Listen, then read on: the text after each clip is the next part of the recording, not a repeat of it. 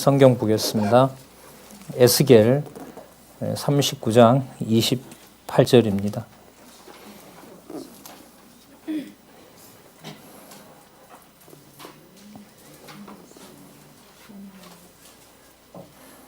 제가 읽겠습니다. 전에는 내가 그들로 사로잡혀 열국에 이르게 하였거니와 후에는 내가 그들을 모아 고토로 돌아오게 하고 그 한 사람도 이방에 남기지 아니하리니 그들이 나를 여호와 자기들의 하나님인 줄 알리라. 예. 우리 교재는요, 박용기저 성경 강론 11권 진리의 말씀 사서 나온 책을 가지고 참조하도록 하겠습니다. 우리 교재요 5855페이지에 보시면 제3절 흩으시고 모으심을 예언 이렇게 나와 있습니다. 물론 이제 구문으로 나와 있기 때문에 이걸 좀 문장으로 풀면은 그 밑에 설명을 하고 있죠. 에스겔 전체 내용은 여호와 하나님께서 이렇게 됩니다. 여호와는 신의 이름이죠. 이스라엘 백성들에게 알려주신 여호와, 약속하시면 그 약속대로 이루시는 바로 그 여호와, 그 하나님 전능자께서 에스겔 선지자로 예루살렘 거민을 흩고 모으실 것을 예언하도록 섭리하시는 내용입니다. 이것을 통하여 메시아를 언약하는 내용이 에스겔 내용입니다. 앞부분에 제3절이기 때문에 앞부분에 나타난 1절과 2절 내용을 잠시 염두에 두시면서 오늘 에스겔 1장 1절에서부터 살펴보도록 그렇게 하겠습니다. 이사야, 예레미야 내용은 우리가 그 정리를 따로 했습니다마는 에스겔과 연관을 하면 간단하게 이렇게 배경을 이해하셔도 도움이 될 것 같아요. 그 에스겔서 기준으로 보면 에스겔서는 예루살렘 마지막 멸망 한 6, 7년 전에 기록하게 한 내용입니다. 그러니까 586년 6년 큰 상관은 없습니다. 3차 멸망으로 바벨론에게 예루살렘이 남쪽 유다가 완전히 멸망하기 전 한 6, 7년쯤에 에스겔을 불러서 기록하게 한 내용입니다.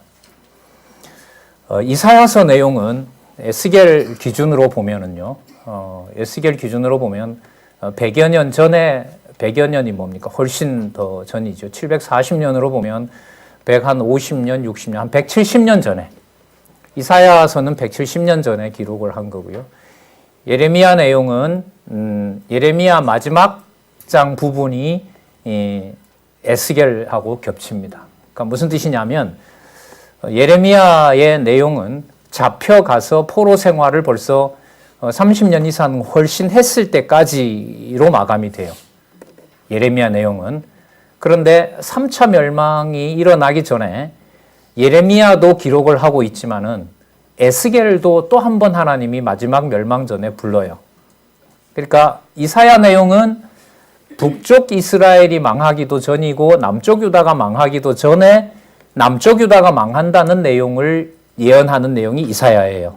그러니까 이사야 내용은 갈라진 나라가 다 망하기 전에 불렀던 선지자가 이사야예요. 예레미야 내용은 뭐냐 하면 북쪽 이스라엘은 이미 망했고요. 남쪽 유다가 망하기 20년 전에, 40년 전에 불러서 이미 망해서 한 30년이 지났을 때까지 기록이에요. 그러니까 이사야서에서 약속한 대로 북쪽 이스라엘도 망했고 남쪽 유다도 망한 사실을 예레미야 내용은 약속한 대로 이루어졌다고 기록한 내용이에요. 자, 이렇게 보면 약속한 대로 북쪽 이스라엘과 남쪽 유다가 다 망했다는 걸로 보면 이사야와 예레미야의 내용으로만 봐도 충분해요. 그런데 하나님께서는 에스겔을 3차 멸망 6, 7년 전에 다시 불러요. 그러니까 3차 멸망이라고 하면 남쪽 유다가 완전히 망할 때요. 예루살렘 성전이 완전히 뭐 할 때요? 완전히 불에 타버리기 전에 하나님께서 에스겔을 부르는 거죠. 그럼 다니엘은 뭐냐 하면 망한 다음에 바벨론에 있을 때 다니엘을 불러요. 그러면 약속대로 망했다는 것이 목적이 아니라 다른 데 목적이 있는 거죠. 자, 그 70년 후가 되면 이제 돌아가야 되고요. 70년 후가 되면 이제 돌아가야 되는데 그때 다니엘에게 70년 동안 하나님께서 70년 그 바벨론 포로 생활할 때 다니엘을 불러서 다음의 일을 예고해 주세요. 그럼 여러분 소선지서는 뭐냐 하면 이스라엘의 역사와 관련된 것이 아니고요. 아담부터 시작해서 남쪽 유다가 망해서 돌아가서 다시 예루살렘에다가 예루살렘 성전을 회복했을 때 소선지자들을 다시 모아서 하나님이 예언해 주는 거예요. 그러니까 소선지서에 가면 창세기부터 시작해서 구약 전체 역사까지 돌아와서 뭐 했을 때까지요?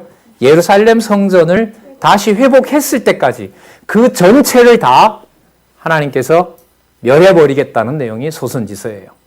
그러니까 대선지서 내용은 다윗 때 세웠던 나라가 분열해서 뭐 할 때까지, 망하는 때까지, 그리고 돌아오는 시점까지.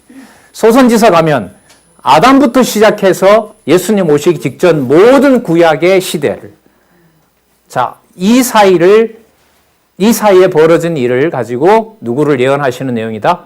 메시아를 예언하는 내용입니다. 자, 예레미야 내용의 마지막이 예레미야 애가잖아요. 맞죠?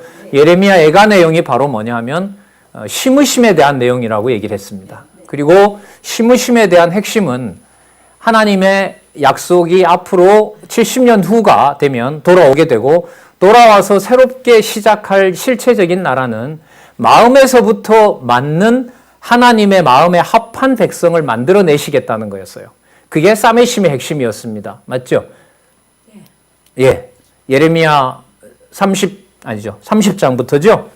예레미야 30장부터 애가까지가 제목이 사메심이잖아요. 그 사메심에 대한 내용이, 심으심에 대한 내용이 예레미야 애가에 가면 그 하나님의 나라는 땅에 속한 것이 아니라 어디에 있다고 알려져요? 하늘에 있다고 알려져요. 그게 여러분 5장 19절인가에 보면, 자, 5장 19절에 보면 여호와여 주는 영원히 계시오며 주의 보좌는 어디에 미치나이다? 예레미야 5장 19절입니다. 여호와여 주는 영원히 계시오며 주의 보좌는 세세에 미치나이다. 여러분 답을 못 하시는 이유는 강론집에 5장 19절부터 22절이 없기 때문에, 예, 어떤 분은 그만큼 복사해서 가서 찾아 놓으시고 저처럼 붙여 놓으신 분은 강론집에 보면 그게 붙여져 있고요. 이 다음에 이제 앞으로는 개정판을 낼 때 이렇게 보완이 돼야 되겠죠. 이게 좀 아쉬운 얘기지만은 교정을 좀 볼 때 철저하게 보지 못해서 성경 본문이 이렇게 누락되어 있는 거니까 좀 큰 부분이죠. 이런 부분들은 그 교정에 있어서요. 자, 5장 19절에 여호와여 주는 영원히 계시오며 주의 보좌는 세세에 미치리로다. 그래서 심으심에 대한 그 간구를 예레미야 애가를 통해서 언약하신 대로 그 언약을 이루어 달라는 기도를 하게 하시죠. 그게 간구 내용인데 그 간구의 내용은 이 지상에 속하지 않고 어디에 속해 있다? 하늘에 속한 하나님의 약속된 나라, 그 나라에게로 향하고 있습니다. 그래서 누구에 대한 언약이 된다? 메시아에 대한 언약이 됩니다. 그래서요, 에스겔서 내용은 하나님께서 3차 멸망 일어나기 6, 7년이니까 빠른 시간이죠. 그렇게 멀리 떨어진 게 아니죠. 바로 임박했을 때, 여러분 이렇게 생각하시면 돼요. 지금 눈앞에는 이스라엘 백성, 남쪽 유다가 바벨론에 의해서 굉장한 침략을 받고 있습니다. 그래서 막 처참한 일도 지금 일어날 지경에 이르렀고요. 그 2차 멸망이 끝났으니까, 2차 패망이 끝났으니까 진짜 뭐 나라는 거의 없어진 상황이죠. 자, 좀 있으면 이제 마지막으로 칼과 기근과 연병으로 남쪽 유다가 다 멸망할 지경에 이릅니다. 그 상황 속에 예레미야를 통해서 하나님께서 정하신 대로 일이 일어났다는 것을 알려주시면서 동시에 에스겔을 불러서 또 다른 약속을 해주고 있는 내용이 오늘부터 살펴볼 에스겔서 내용입니다. 그러니까 현장은 어떤 현장이냐면요. 남쪽 유다가 곧 모든 것이 처참하게 칼에 의해서, 그 다음에 기근에 의해서, 그 다음에 연병에 의해서 진짜 참혹한 현장이 일어날 상황입니다. 그때 하나님께서 예레미야 애가 내용에서 주의 보좌가 영원하다라는 사실을 간구하게 합니다. 그러니까 지상에서는 다 뭐 해버린, 다 끝나버린 상황에 예레미야로 하여금 주의 보좌가 영원하다라는 말은 어디에서 영원하지는 않다는 말이 되는 거죠. 땅에서는 영원하지 않다는 말이 됩니다. 그리고 에스겔로 가면 그러면 그 나라가 세세에 영원하려면 지상에서 불이 타거나 오염이 되거나 또 이방의 우상 숭배를 인하여 뭐 하면 안 돼요? 더럽혀지면 안 되잖아요. 그죠? 더럽혀지는 안 되고 깨끗하게 다 치워서 어떤 것도 지상에서 여호와의 이름을 왜곡하는 또 우상 숭배하는 일이 벌어지지 않게 하시겠다는 거죠. 그 내용을 에스겔서 전반부에서 얘기를 하고 있습니다. 1장에서부터 24장까지 내용이 바로 뭐냐면 뭐 해버리겠다? 흩어버리겠다는 거죠. 흩어버리겠다는 거예요. 그러니까 표면적으로 보면 2차 멸망, 2차 패망을 당한 다음, 2차 공격을 받은 다음이니까 예레미야 상황으로 보면 애가를 불러야 되는 상황이고요. 그런데 하나님은 에스겔을 불러서 그 망한 나라가 회복된다는 측면보다가 에스겔서 전반부는 일단 뭐 해버린다? 망해서 전부 백성들을 어떻게 해버리겠다? 흩어버리겠다. 그러면 여러분 자꾸 이제 연결을 시키려고 하는데요. 그러면 심으시겠다고 했던 영원한 보좌는 그럼 도대체 어디에 있는 겁니까? 이렇게 되는 거죠. 그럼 앞으로 올 나라는 주시겠다고 했던 나라는 이미 언제부터 약속이 되어 있죠? 이사야서에 보면 고레스를 통하여 이미 약속이 되어 있어요. 맞죠? 고레스를 통하여 약속이 되어 있으니까 에스겔이 받을기 벌써 한 140년 전에 이미 하나님께서는 고레스가 등장한다는 얘기를 하고 있어요. 그러니까 에스겔서에 보면 두 가지 약속이 동시에 있는 거죠. 망해야 될 것은 어차피 뭐 해야 돼요? 망할 수밖에 없는데 망하게 되면 여호와의 이름이 끝장이 나니까 여호와의 이름은 그럼 도대체 어디에 보존되는 거냐? 그 질문에 대한 대답을 예레미야 애가에 가면 어디에 영원한 분이다? 하늘에. 그죠? 세세토록 지상에서 나라와 성전이 망해도 하나님의 나라는 영원한 것이다. 그러니까 여호와의 이름은 사라진다, 사라지지 않는다. 사라지지 않는다라는 것을 약속을 해주셨어요. 그렇다면 에스겔서 들어갔을 때도 두 가지 문제를 동시에 가지고 가야 돼요. 어차피 뭐 할 것이다. 망해도 철저하게 망한다. 여기 좀 중요한데요. 철저하게 망한다라는 내용이 에스겔에 또 한 번 강조되는 이유는 에스겔서 6장부터 에스겔서 거의 마지막 장까지 계속해서 반복되는 구절이 하나 있어요.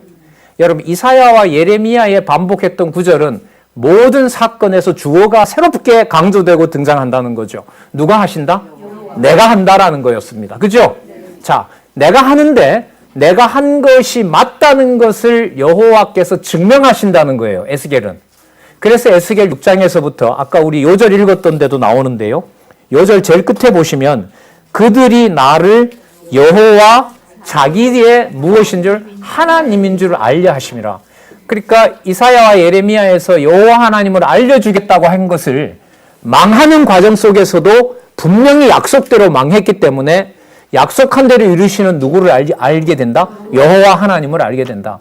그런데 그 여호와 하나님이 망하게만 해버린다면 이 지상에서 여호와의 이름을 찾을 수가 있어요? 없어요? 없죠. 그럼 어디에 있습니까? 어디에 있냐 하면 하늘에 속한 것이다 라는 내용을 또한 알려주는 것이 에스겔서 내용입니다.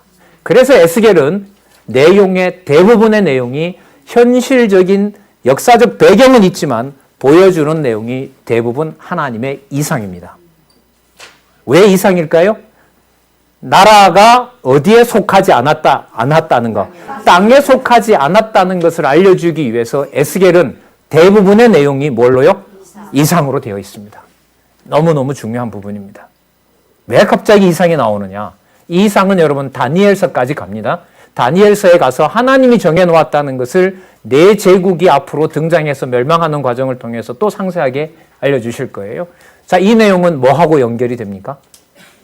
예레미야 애가에서 예레미야를 통하여 세세토록 영원 무궁한 하나님의 보좌가 있어야 되지 않습니까? 그 나라는 어디에 있습니까? 라고 했던 것을 에스겔에 와서 뭐 해준 내용이죠? 답을 해준 내용이죠. 그래서 에스겔서 내용은 크게 두 부분으로 흩으심과 모으심으로 되어 있는데, 이때 흩으심도 이스라엘 백성들의 호칭을 제가 지금 이스라엘이라고 했는데요. 맞아요.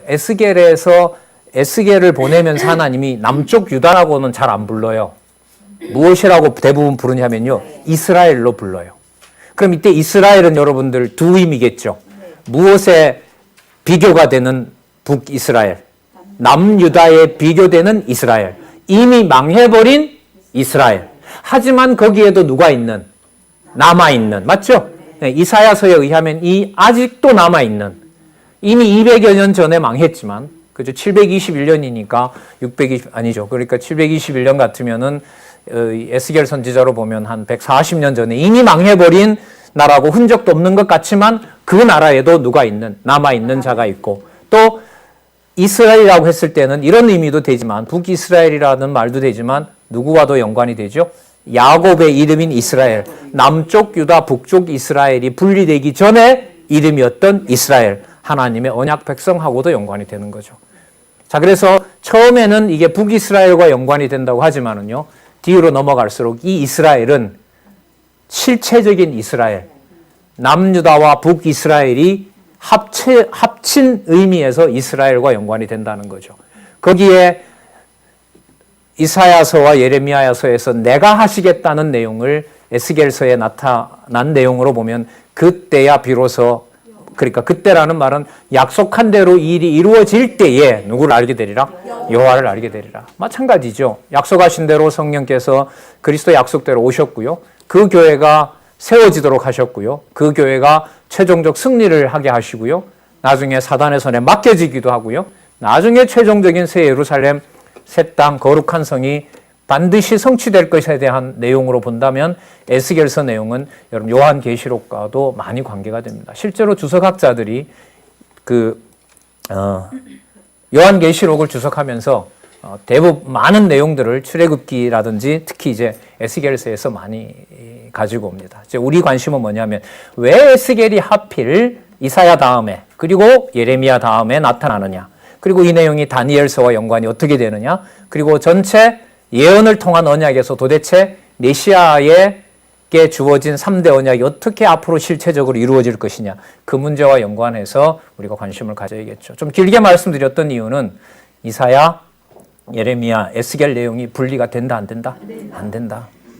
좀 복잡하긴 해도 반복해서 여러분들에게 전달을 하고 있는데요. 역사적 배경으로 보더라도 하나님께서는 지금 계속해서 이어지지 않고 반복해서 모형적인 나라는 하나님께서 끝을 내시면서 어디에 속한?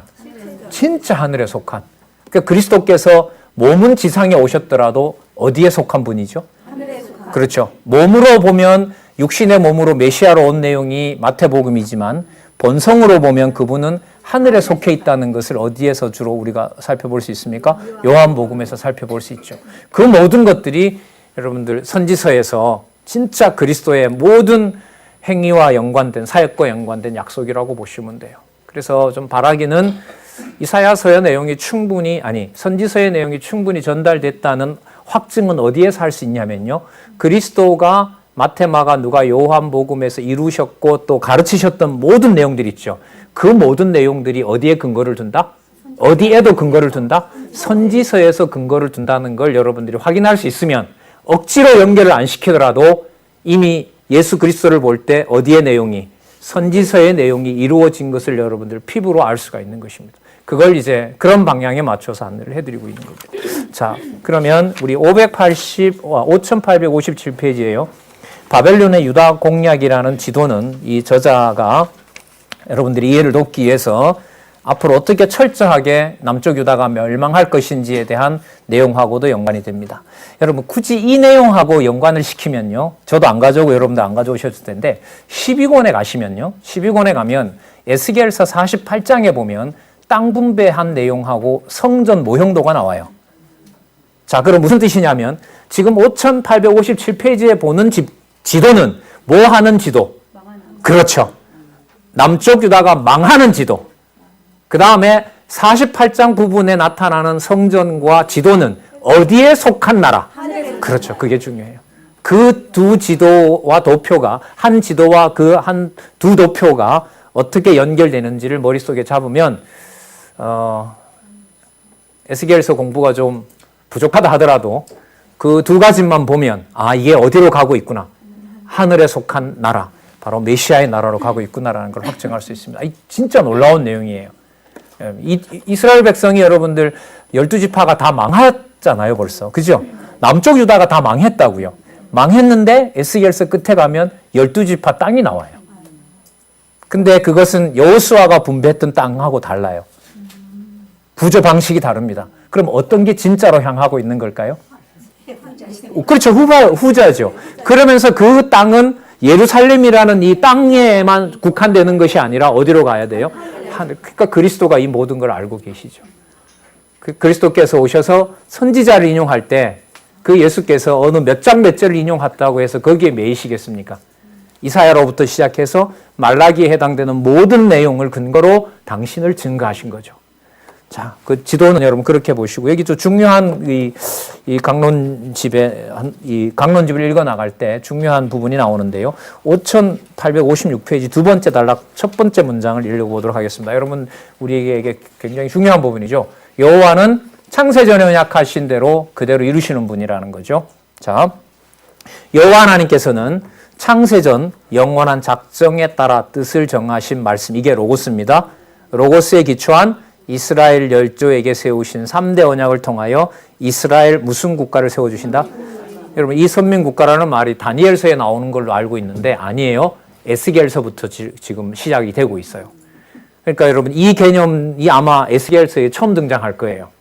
그래서 에스겔서는요, 이 강론집의 내용으로 봤을 때 좀 전환점이 돼요. 무슨 전환점이 되냐 하면, 제가 확인한 바로는 여러분 이제 신약에 넘어가면 두 번째 단락에서 신약의 모든 사건들 메시아를 소개하면서 어디 근거를 명확하게 밝히고 가죠?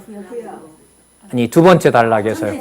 창세전 여호와 하나님의 언약하신 뜻대로 이렇게 들어가잖아요. 그 구절이 강하게 선명해지는 것이 여러분들 에스겔서부터라고 보셔도 돼요. 표현이 거의 굳어져요. 그리고 이 내용이 어디로 넘어가냐면 이제 신약으로 가면서 창세전 근거가 돼요. 그러니까 이런 구절인 거죠. 창세전 영원한 작정하신 뜻에 따라 뜻을 정하신 말씀에 기초한 이스라엘 열조에게 세우신 3대 언약. 그러면 3대 언약하고 뭐하고 붙어요? 창세전 영원한 언약하고 붙는 거죠. 그런데 지금 상황은 이스라엘에게 약속하셨던 3대 언약은 지금 뭐하고 있어요? 다 없애고 있는 거죠. 그러면 그 약속은 어디에서 찾게 하시려는 것인가? 창세전에 메시아와 맺었던 언약 속에서 찾게 하시겠다는 내용이 선지서 후반부에서 싸매고 또 심고 또 모으고 또 세우고 전체적으로 회복하시는 것과 연관을 보시면 돼요. 여러분, 그 실체가 여러분들과 성령께서 소통하심으로 진리로 세우는 하나님의 나라 교회입니다. 이 교회가 이 계획 속에 여러분 들어있다는 거죠. 그래서 이 교회는 내가 위해주든 안 위하든 간에 교회라는 개념은 너무너무 위험 있고 지상에서 경험할 수 있는 최고의 개념입니다. 자, 이 내용을 우리는 좀 서론이긴 하지만요, 하나님께서 에스겔 전반부의 이 부분을 어떻게 보여주시는지 주로 큰 모양과 관계되죠. 그러니까 흩트 시대 그 능력이 얼마나 크신 분인가를 에스겔서 1장에서 환상을 통해서 이상을 통해서 영원하신 하나님이 어떤 분인가를 보여주세요. 우리 생각 같으면요, 그런 능력 가진 분이라면 뭘 안 망하게 하시면 돼요. 예루살렘을 망하지 않게 하면 되고 성전도 대충 좀 바꾸셔가지고 그대로 놔둔 상태에서 순차적으로, 우리로 말하면 안정된 상태에서 질서 있게 그리스도가 오도록 준비하면 되는데 하나님의 방법은 그게 아니죠. 이른바 주권성에서 보면 하나님은 그 방법을 택하지 않으시는 거죠. 자, 그래서 5858페이지에 두 번째 단락에 보시면요. 여기서 처음으로 로고스에 대한 긴 정의가 나와요. 꽤 긴 정의가 나오는데 제가 한번 읽어보도록 할게요. 제가 아까 에스겔서가 분수령이 된다고 했는데 구체적인 증거를 들려고 하면요. 5858에 나타난 두 번째 단락 이것 때문에 그래요. 왜? 이 로고스를 거론하는 것은 장차 누구를 염두에 뒀기 때문에 여기서 이걸 강조할까요? 그 태초에 말씀이 계시니라 어디에 있는요? 요한복음에 있는 그 말씀 메시아의 신성을 염두에 두면서 그렇다면 말이 좀 빨라졌네요. 에스겔서 1장에 나타나는 하늘에 계신 여호와의 권능은 로고스를 언급함으로써 그 내용은 누구의 능력과 연관되겠습니까? 맞죠. 메시아와 연관돼요. 그 메시아의 능력이 얼마나 크고 놀라운지를 선지자 왕 제사장에 대한 내용을 에스겔서 기록 150년 전에, 그렇죠? 170년 전에 이미 이사야서에서 구체적인 이름을 거론하면서 고레스라는 이름으로 밝혀준 적도 있습니다. 그래서 이 로고스를 보실 때 뭐하고도 연관이 돼야 된다? 선지서 전체의 논리를 위해서 고레스하고도 연관이 돼야 된다. 메모하셔도 돼요. 이게 툭 튀어나온 것이 아니라 선지서 전체에 나타난 고레스와하고 연관돼. 고레스라는 말은 어느 혈통을 뛰어넘은 문제다? 그렇죠. 다윗과 유다 혈통을 뛰어넘는 문제다. 그럼 실체와 연관이 된다는 거죠. 에스겔 선지자의 예언은 여호와의 언약에 근거를 두고 있다. 그리고 그 언약은 창세전에 하나님께서 영원한 작정에 따라 정하신 말씀, 그게 뭐죠? 로고스입니다. 그러니까 제일 처음에 여호와가 계시고요. 그 여호와와 연관된 창조주 성자 하나님 로고스와 관계되고요. 그 로고스에 무엇이 붙어 있어요? 언약이 붙어 있어요. 아셨어요? 자, 그러면 이게 여호와 계시가 맞는 거죠. 뭐 하든 흩어지든 모아지든 누구의 뜻이 이루어진 것이다? 여호와의 뜻이 이루어진 것이다. 이걸 놓지 않도록 하시려는 게 하나님께서 여러분들과 저희들에게 치밀하게 공부시켜 나가는 과정이라고 봐요. 예. 자, 볼게요. 그 다음에 로고스는 곧 영원 불변의 누구다? 요한복음 1장 1절이 나오네요. 그래서 여러분 지금 요한복음 공부하고 있으신 분이 계시다면 요한복음 1장 1절 옆에다가 11권 5858이라고 적어 놓으시면 그 한 부분이긴 하지만 선지서 전체 내용에서 이미 예수 그리스도의 무엇을 증명하고 있다? 신성을 증명하고 있다. 어디에서? 에스겔서 전반부에. 여러분 이건 놀라운 신학적인 연결입니다. 이걸 너무나 이해하기 쉽게 선명하게 이렇게 연결을 짓고 있는 거죠. 자, 볼게요. 로고스는 곧 영원불변의 하나님이시다. 그러므로 하나님이신 로고스에 기초한 여호와의 언약 역시 불변하다. 따라서 여호와의 언약에 기초한 선지자의 예언도 불변한 것이다. 여호와 하나님께서 영원한 작정에 따라 뜻을 정하신 로고스를 뭐 하려고? 그럼 이게 뭐가 돼요? 메시아에 대한 강력한 언약의 근거가 되는 거죠. 인류의 시조와 이스라엘 열조에게 언약을 세우셨다. 그럼 에스겔서 내용의 근거는 어디로 가게 됩니까? 창세기 1장 28절과 아브라함 이후로 나타나는 이스라엘 열조와 연관이 되는 거죠. 근데 그 나라를 지금 어떻게 하겠다? 흩어버리겠다는 내용이잖아요. 자, 그러면 우리 흩으심에 대한 내용, 그 다음 순서들은요. 구약에 근거하고 있다는 내용이죠. 구약에 근거해서 이미 모세 때 흩어버리겠다고 약속한 내용이 레위기 27장, 신명기 28장 이후에 이미 근거를 두고 있다는 내용을 간단하게 말씀드리고요. 5861에 가시면 1장에서부터 3장까지 에스겔 선지자를 뭐 하시죠? 소명해요. 그런데 1장의 내용이 뭐냐면 부르시는, 자 여기서 중요한 게 부르시는 하나님이 어떤 분인가 그분을 소개해요. 아까 여러분 제가 말씀드렸잖아요. 능력이 많으신 하나님이라면 바벨론에게 멸망을 당하지 않게 하실 수 있잖아요. 근데 이제 반대로 생각하면 이스라엘 백성들이나 남쪽 유다 백성들에게 능력이 없기 때문에 뭐한 것처럼 보일 수 있어요. 그렇죠. 패배한 것일 수 있거든요. 그러니까 우리가 섬기는 여호와가 별 볼 일 없는 것처럼 생각될 수가 있는 거죠. 그야말로 이 뭐 의지해봤자 뭔 소용이 있는 신이냐라는 걸로 갈 수가 있는 거죠. 그렇지 않다는 거죠.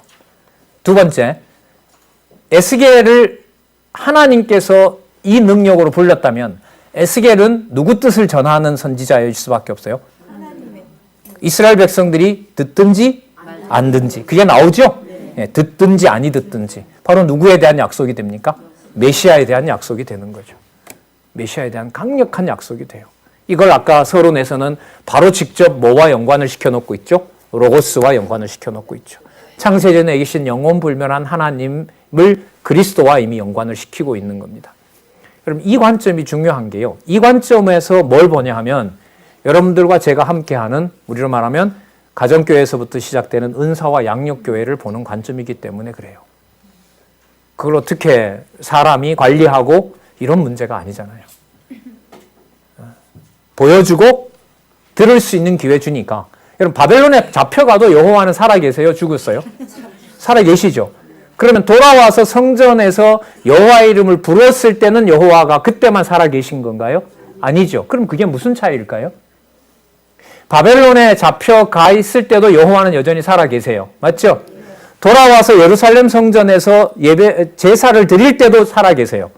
이래 되든 저래 되든 여호와는 뭐 하죠? 살아계세요. 그러면 그 차이는 무엇에 달려 있을까요?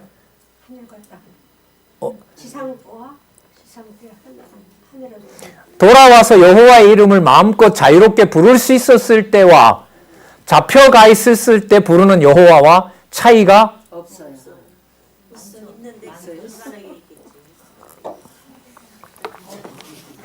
저희들이 편안하게 마음껏 공부할 수 있는 상황과 진리를 누군가가 들을 수 없게 해서 진짜 목숨과 말씀 보는 것을 바꿔야 되는 상황과의 차이가 클까요? 작을까요?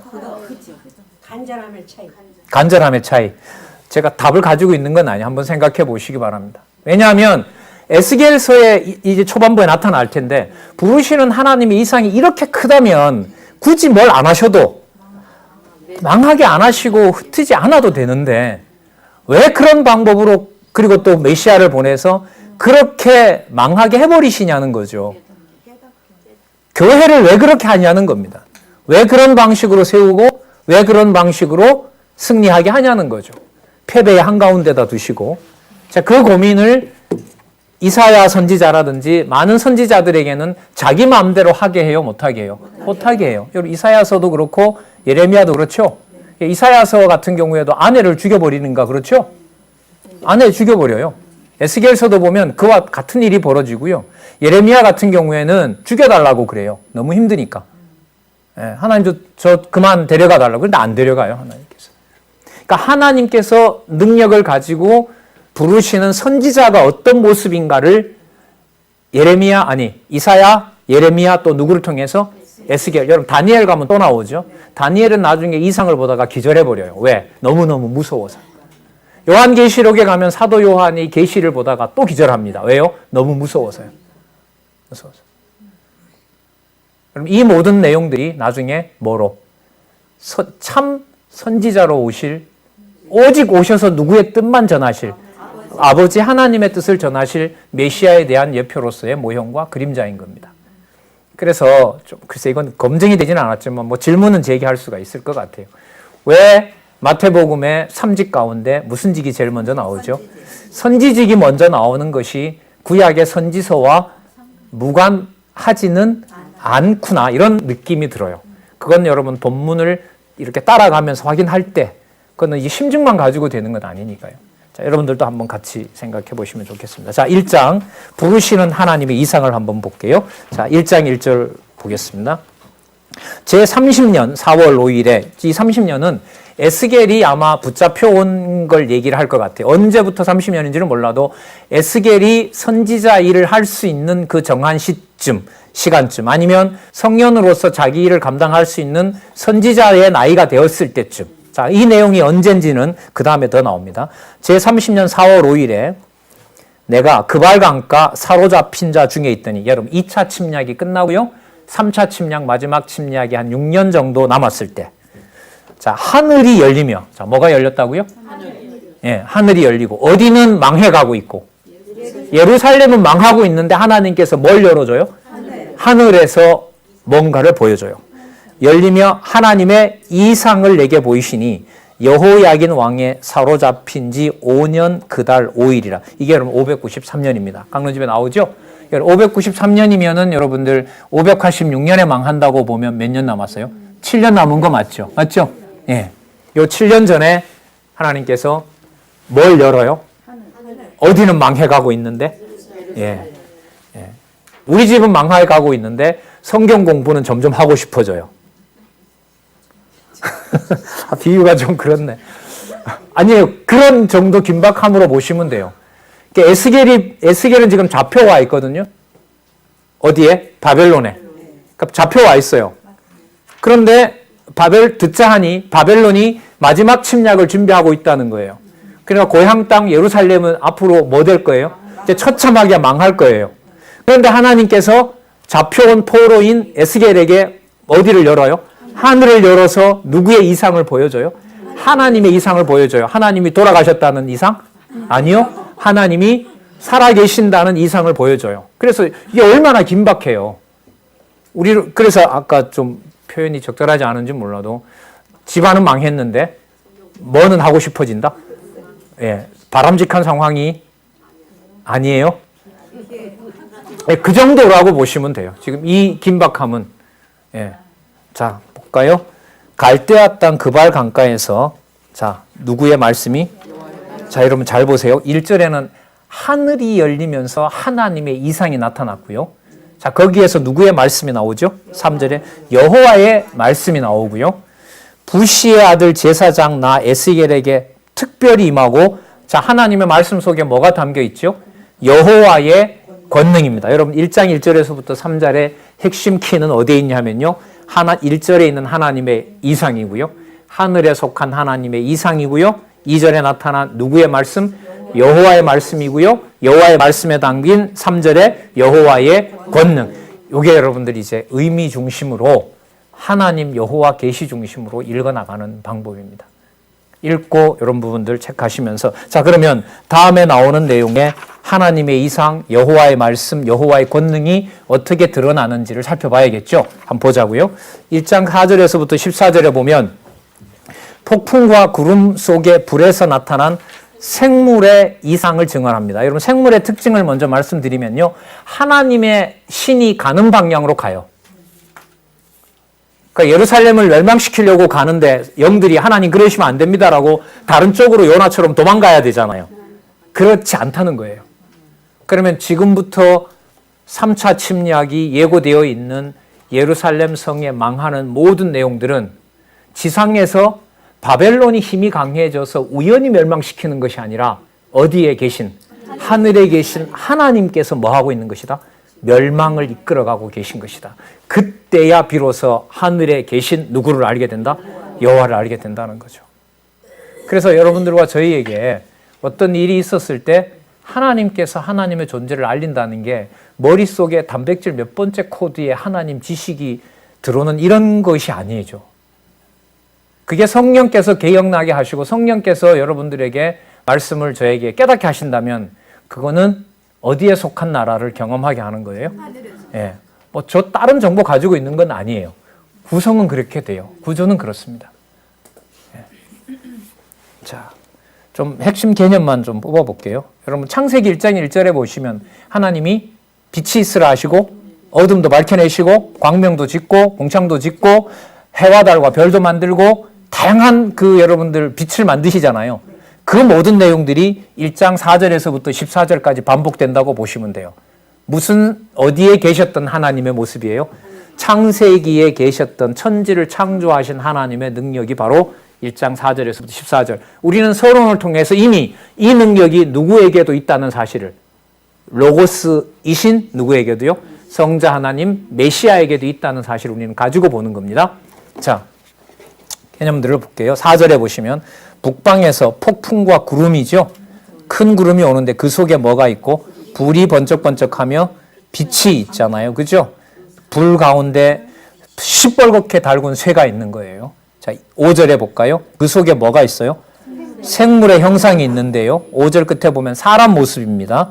그리고 앞뒤 우측 좌측 앞뒤에 얼굴이 각각 4개가 있어요. 자, 그러니까 어디를 보나 뭐예요? 피할 수 있는 게 없는 거죠. 뒤로 도망갈 수도 없고 옆으로 도망갈 수도 없어요. 자, 각각의 모습이 나타나는데요. 9절에 보시면은 날개는 다 서로 연하였으며 행할 때에는 돌이키지 아니하고 일제히 앞으로 곧게 행해요. 정해진 대로 가요. 이거 좀 고민해보고 가고 이러면 안 돼요. 자, 근데 모습이 나와요. 사람 모습이라 그러죠? 예, 10절에 보시면 사람의 얼굴이라 그러고요. 오른쪽은 사자 모습이고요. 왼쪽은 소고요. 뒤는 독수리고요. 예, 그 다음에 다 나왔죠? 사자, 소, 독수리, 사람 이렇게요.